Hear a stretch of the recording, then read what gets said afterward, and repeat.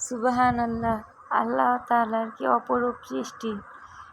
প্রজাপতি ফুলের মধু খেতে এসেছে। মাশাআল্লাহ। ফুল মহান আল্লাহ তাআলার এমন একটি সৃষ্টি যা সবাইকে আকর্ষিত করে এবং সবাই ফুলকে পছন্দ করে। আমি খুবই সৌভাগ্যবান যে এই সুন্দর মুহূর্তটি আমি দেখেছি।